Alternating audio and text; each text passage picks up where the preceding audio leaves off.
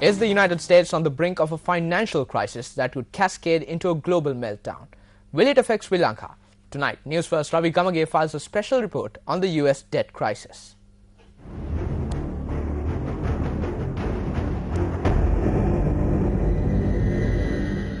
The United States Congress has delayed a vote on the Republican bill to raise the US debt ceiling, cut spending and avert a default in the face of staunch resistance from conservatives within Congress. Tonight we take an in-depth look at the US debt crisis and its fallout on the rest of the world, especially Sri Lanka.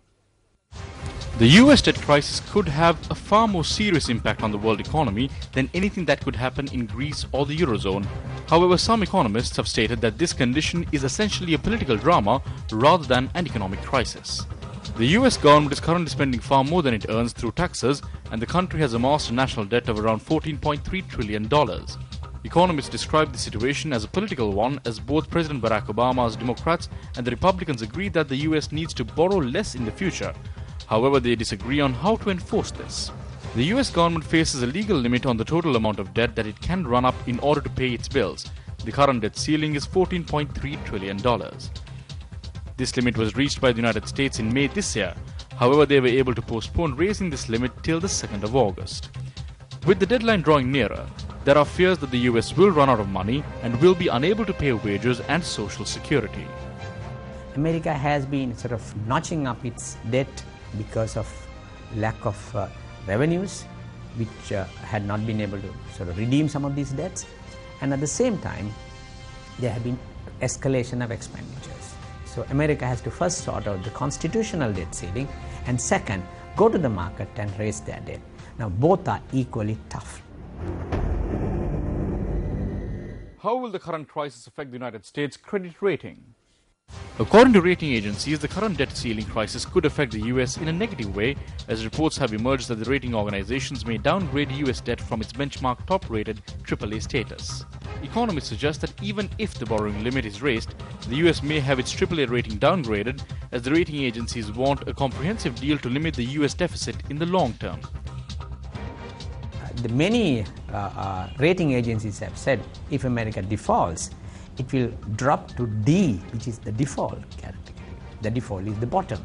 Now imagine if that is the case, when you are AAA, you get debt at virtually zero cost, very competitive rates. But when you are a D grade, you are going to have an enormous interest rate problem with regard to the future debt. And now the all-important question. The United States is the largest importer of international goods. How will this crisis affect the global economy and Sri Lanka?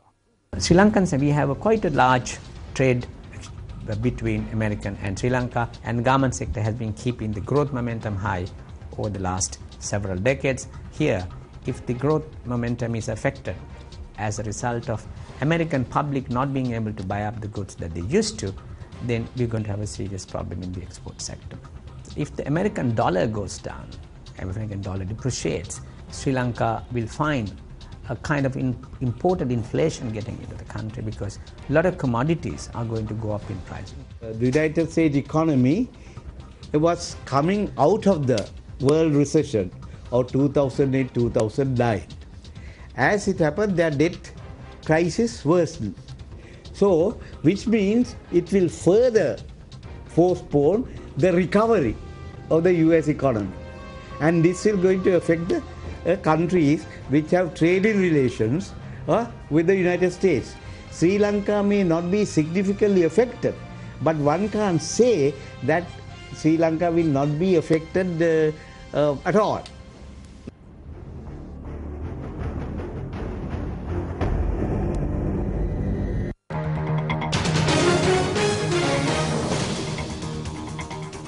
A special investigation has been launched into the sudden death of the suspect arrested by the police anti-narcotics bureau this afternoon.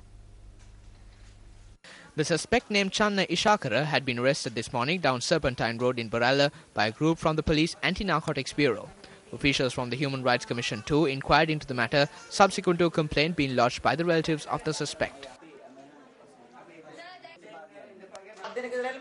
Around 7 people have suddenly caught him, hit him on the wall a few times, put handcuffs and taken him away. Around 3 months ago too, they came to our house and asked where our son is. They told him to catch someone for them. They did this because he didn't do it. When we went to see him, around 8 people were beating him. They held him from the head and pushed him. Then he looked at us and the narcotic officials also looked at us. They scolded us in filth and chased us away. Then they beated him and took him away. It was a severe beating. He looked at both of us in the last moment. Then they took him away. The hospital police said that it was discovered upon admission to the National Hospital that the suspect was dead. The post-mortem inquiry will be carried out tomorrow. Meanwhile, a senior police officer said that a team headed by the director of the Colombo Crimes Division has been dispatched to the location to carry out investigations. When we inquired in this regard, a senior officer of the Police Anti-Narcotics Bureau said that the suspect had been rushed to a private hospital when he developed a sudden illness while en route to locate a stash of drugs belonging to the suspect. Based on the advice of the doctors at the private hospital, the suspect had been rushed to the Colombo National Hospital.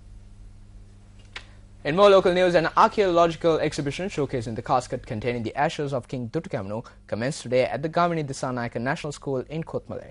The casket containing the ashes of King Dutukamnu was brought to the Kothmale town for the first time yesterday.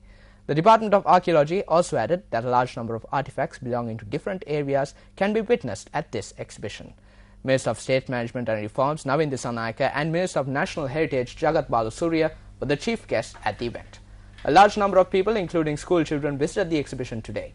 The exhibition, which commenced at 9 this morning, will go on until the 31st.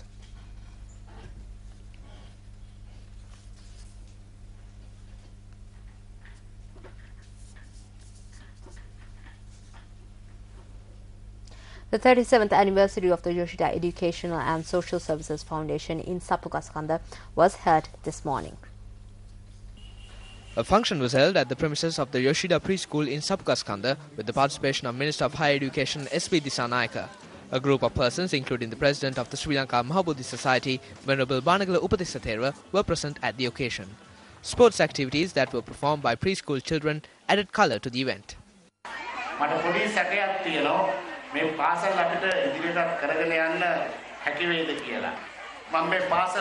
I have a small doubt as to whether we will be able to continue this school in the future.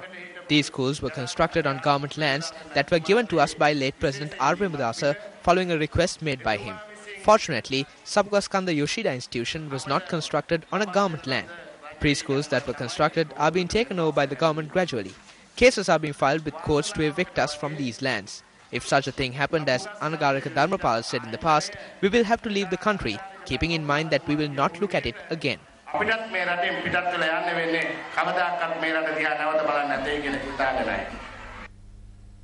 Well, today is the third day of the Mairumela Educational Exhibition, Trade Fair and Carnival that is being held at the Mavanella Public Grounds. This is incidentally a joint initiative of News First and the Old Boys Association of the Mairopada Central College. The third day of the Mairumela Educational Exhibition, Trade Fair and Carnival got underway with the participation of Senior Minister Atauda Senviratna. The event, which is centered around many knowledge and entertainment-based features, attracted a large crowd last night as well. It was made even more colorful by the musical show, which featured numerous pop artists. Meanwhile, screen tests are being conducted at the Carnival grounds in News First quest to identify talented newsreaders from the area. A talented individual will receive the unique opportunity to present a live at 55 news bulletin on Sunday. The News First Eslon Danamuthu which is being held concurrent to the Mairumela Education Exhibition, Trade Fair and Carnival with the participation of leading figures in the construction industry, will continue tomorrow and the day after as well. This program is being attended by architects, civil engineers, surveyors, lawyers, astrologers, plumbers and feng shui experts. A mobile service to repair the plumbing problems faced by residents of this area free of charge will also be in operation over this two-day period.